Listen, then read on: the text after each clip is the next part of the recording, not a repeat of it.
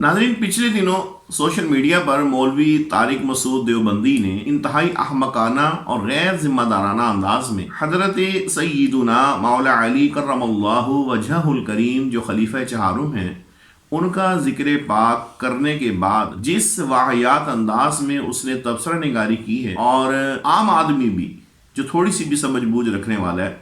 वो फ़ौरन इस नतीजे पे पहुंच जाता है कि ये इस मौलवी ने जो अपनी खबासत का इजहार किया है ये दुरुस्त तरीका हरगिज़ भी नहीं है कि इतनी बड़ी हस्तियों का एक वाक़या जिक्र हो रहा और उसके साथ ही फिर तबसरा निगारी करके किसी जैद बकर के हवाले से बात शुरू करके उसी रंग में बात को बयान किया जाए। और लेकिन ये है कि देवबंदियों का चूँकि पुराना राग है कि वो तो उलमा हरमैन शरीफैन और उलमा अस्सवारिमुल हिंदिया के 250 उलमा हिंदुस्तान जिन्होंने इनके 4 मौलवियों पर कुफर का फतवा लगाया इनकी गुस्ताखाना इबारत की वजह से, तो उसको मानने के लिए तैयार नहीं है। तो वो मौलवी तारिक मसूद की इस वाहियात अंदाज तबसरा को वो किस तरह उसको मान सकते हैं। लेकिन हम ये दोनों चीज़ें जो है आज आपकी खिदमत में रखेंगे ताकि आप खुद ही फैसला कर लें कि आया यही तबसरा अगर मौलवी तारिक मसूद देवबंदी के हवाले से हम करें या इनके जो बड़े मौलवी हैं उनके हवाले से करें तो क्या देवबंदियत को इस पे तौहीन महसूस होगी। तो ये फैसला जो है वो आप लोग खुद कर लीजिए। सबसे पहले हम आपको ये बताएंगे कि जनाब मौला अली कर्रमल्लाहु वजहुल करीम की शान मुबारका के लिए मिस्कीन और गरीब जैसे अल्फाज इस्तेमाल करना आपके मुहिब के लिए इसकी इजाज़त नहीं है। और फिर उसके बाद जो उसने आगे तबसरा निगारी की वो भी आपको बताएंगे। सबसे पहले ये बताते चलें कि मौला अली पाक कर्रमल्लाहु वजहुल करीम का नबी पाक अलैहिस्सलातु वस्सलाम की किफ़ालत में परवरिश पाना ये तो बहुत बड़ी मौला अली पाक की सआदत है, सआदत उज़्मा है, जिस पर जितना भी इस पर रश किया जाए वो कम है। रह गया मामला ये तो इसके लिए दावत इस्लामी की बड़ी मुस्तनद और मोतमद किताब शान खातून जन्नत, तो उस हवाले से ये वाक़या इसके सफ़ा 232 पर मौजूद है। तो इसमें जनाब मौला अली पाक खुद अपना वाक़या इरशाद फरमा रहे हैं, मैंने अपनी ज़िरा ली और बाज़ार में जनाब उस्मान गनी जो खलीफा सोम हैं उन्हें 400 दिरहम में फ़रोख्त कर दी। और जब मैंने दिरहमों पर कब्ज़ा कर लिया और जनाब उस्मान गनी जो हैं उन्होंने ज़िरा पर कब्ज़ा कर लिया, तो इसके बाद जनाब उस्मान गनी ने फरमाया, ए अली,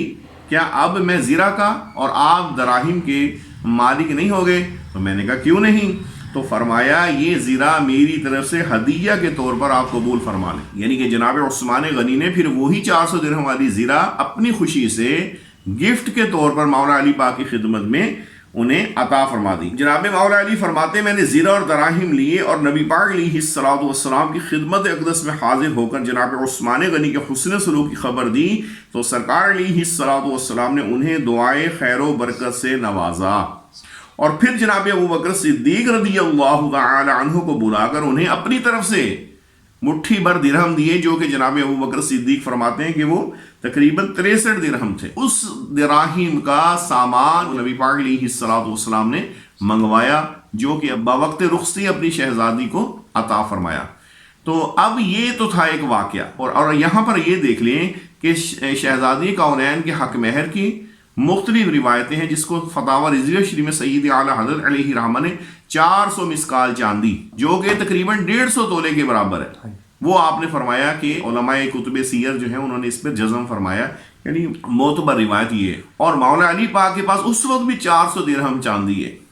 और 400 दिरहम जो है ये 105 तोले बनते हैं, जो कि इस वक्त भी पाकिस्तानी रुपीस के अंदर 100 तकरीबन 75,000 रुपया जो है, यानी 2.25 लाख रुपया बनता है। और 2.25 लाख रुपया आपके पास नगद और 2.25 लाख रुपए की आपके पास ज़िरा मौजूद है। और इसके और ज़कात जिन लोगों पर लाजिम होती है वो सिर्फ 52.5 तोले चांदी भी होती है। तो गोया मौला अली पाक उस वक्त गनी थे, इतने गनी थे कि आप पर ज़कात भी लाजिम हो सकती थी अगर साल गुजर जाता। तो अब मौला अली अपनी पर्सनल एसेट में से ही आप ये अखराजात जो है वो बर्दाश्त कर रहे हैं, और अपनी ही माल में से। अब आज किसी के पास अगर तकरीबन कोई 3.5 लाख रुपया हो तो उसको क्या कहेंगे आप, वो गरीब है? नहीं। तो मौला अली पाक के हवाले से फिर इस अंदाज में ये क्यों बयान किया जाता है। अब हम मौलवी तारिक मसूद की तरफ आते हैं कि इस शख्स ने इस बात को अब जिस गैर जिम्मेदाराना अंदाज में बयान किया वो जरा आप सुन लीजिए। हज़रत अली खुद नबी की कफालत में थे, मिस्कीन थे, गरीब थे, कुछ भी नहीं था, तो बेटी दे दी تو کچھ بھی نہیں ہے ان کے پاس تو تھوڑا سا تعاون کر دیا. تو آپ کا داماد اگر اتنا غریب ہے, کم بخت ڈبل بیڈ بھی نہیں خرید سکتا, منحوس معذرت کے ساتھ, اور ڈنر سیٹ بھی نہیں خرید سکتا, واشنگ مشین بھی نہیں خرید سکتا, تو ایسے منحوس کو بیٹی نہ دو پہلے تو. تو دیکھا آپ نے ناظرین کہ یہ شخص جو ہے جیسے ہی اس نے یہ کہا کہ مولا علی پاک معاذ اللہ مسکین تھے, غریب تھے, کچھ بھی نہیں تھا, بیٹی دے دی, وہ کچھ بھی نہیں تھا تو ان کے پاس تھوڑا سا تعاون کر دیا. اور یہ مختلف روایات کے حوالے سے یہ روایت نہیں اس نے پڑھ کے سنائی کہ جس میں مولا علی پاک خود جو ہے وہ 2.25 لاکھ روپے چاندی کے مالک ہیں اور 2.25 لاکھ روپے زرہ کے مالک ہیں, 3.5 لاکھ روپے تقریباً آج کے دور کی مالیت بنتی ہے. اور لیکن اس کے بعد جو اس کی تبصرہ نگاری ہے ساتھ ہی کہ کہتے ہیں تو آپ کا داماد اگر اتنا غریب ہے کہ کمبخت کے ڈبل بیڈ بھی نہیں خرید سکتا, تو اب مجھے بتائیں کہ یہ واقعہ بیان کر کے اور اتنا غریب ہے, کتنا غریب ہے, تو اب یہ اشارہ کدھر گیا کہ یعنی معاذ اللہ پہلے اس نے مولا علی پاک کو غریب ثابت کیا, جو کہ ایسا نہیں ہے, اور پھر اس نے جو ہے وہ کہا کہ اگر اتنا غریب ہے کہ یعنی وہ اپنی ضرورت کی اشیاء بھی نہیں لے سکتا, تو پھر اس کے لیے کیا کیا الفاظ یوز کیے. لیکن جان بچانے کے لیے آپ اس کے چیلے چانٹے اور مختلف قسم کے چینلوں پہ بیٹھے اس کے جو راتب خور ہے وہ یہ کہتے ہیں کہ نہیں اس میں توہین کیسے ہو گئی. تو میں کہتا ہوں کہ ٹھیک ہے, یہ جملے تو ہماری زبان زیب نہیں دیتی کہ بار بار ہم اس کو پڑھیں,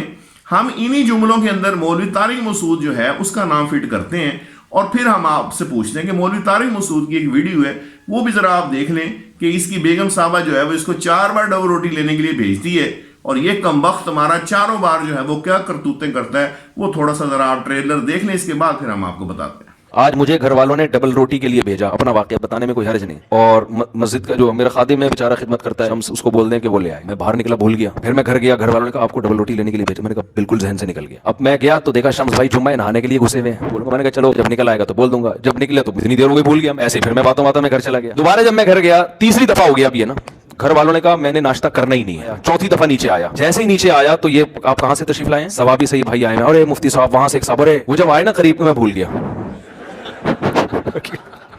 تو دیکھیں ناظرین آپ نے یہاں پر اب ہم وہی الفاظ جو اس واقعے کے بعد اس نے بیان کیے تھے, مولا علی پاک کا واقعہ بیان کر کے پھر اس نے وہ جو تبصرہ نگاری کی تھی اور اس میں صراحتاً مولا علی کا نام نہیں لیا تھا بلکہ موجودہ دور کی بات کی تھی. ہم بھی مولوی طارق مسعود دیوبندی کا نام نہیں لے رہے, مولوی طارق مسعود کا تبصرہ پڑھ کے یہی والا واقعہ پڑھ کے ڈبل روٹی والا. لیکن اگر ہم اسی واقعے کے ساتھ اگر یہ بیان کر دیں بالکل ویسے ہی جیسے طارق مسعود نے بیان کیا تھا کہ تو آپ کا داماد اگر اتنا بھلکڑ ہے کم بخت کہ ڈبل روٹی بھی نہیں لا سکتا, تو منحوس معذرت کے ساتھ, اور پہلی بار, دوسری بار, تیسری بار, چوتھی بار بھی یہ بھول جاتا ہے بیگم کے کہنے کے باوجود, تو ایسے منحوس کو رشتہ ہی نہیں دینا چاہیے, بیٹی نہیں دینی چاہیے. اور اس پہ تھوڑا سا میں ذرا ایک اور ردا چڑھا کے کہوں گا, بلکہ ایسے منحوس کی پشت شریف پہ ٹھڈا مار کے اس کو گٹر میں پھینک دینا چاہیے کہ ایسے خبیث شخص تیری اتنی اوقات نہیں ہے. 4 بار جو بندہ اپنی بیوی کو ڈبل روٹی کیا کہہ کے بھی نہیں لا کے دے سکتا, وہ بیوی کو اور کیا دے سکتا ہے, اور کیا وہ بیوی کے لیے کر سکتا ہے. تو اب مجھے بتائیں کہ یہ اب ہم نے اس میں مولوی طارق مسعود کا تو نام نہیں لیا, تو اب اگر اس کے سننے والوں کو تکلیف ہو رہی ہو کہ یہ تو آپ نے ڈبل روٹی والا واقعہ سنا کے پھر ڈبل روٹی بھی تو تبصرہ کیا ہے, تو پھر ہم کہیں گے کہ جناب مولا علی کا واقعہ سنا کے بھی تو آپ نے یہی تبصرہ کیا تھا نا. تو اگر وہاں آپ کو توہین محسوس نہیں ہوئی تھی تو آپ کو اپنے مولوی کے لیے توہین کیوں محسوس ہوئی ہے. لیکن یہ 150 سال سے دیوبندیوں کا, وہابیوں کا یہ ان کی عادت ہے, اپنے مولویوں پہ جتنا ان کو درد ہوتا ہے نا اتنا ان کو رسول اللہ علیہ الصلوۃ والسلام کی یا صحابہ کرام اور اہل بیت کی شان پہ ان کو تکلیف نہیں ہوتی. یہی طریقہ کار ہے ان لوگوں کو سمجھانے کا کہ جب ان کے مولویوں کی بات کی جائے تو بات بڑے اچھے طریقے سے سمجھ آتی ہے. اب بھی اگر کوئی شخص نہ سمجھے تو پھر ہم اس کے لیے دعائے خیر ہی کر سکتے ہیں, اور اس لیے ہم اپنی عوام اہل سنت سے کہتے ہیں کہ جو اہل سنت یا رسول اللہ والے ہیں صرف اور صرف آپ لوگ انہی کے ساتھ اپنے آپ کو وابستہ رکھیں. یہ بد مذہب آپ کو کسی جگہ کے لیے نہیں چھوڑیں گے, نہ دنیا کے لیے اور نہ آخرت کے لیے.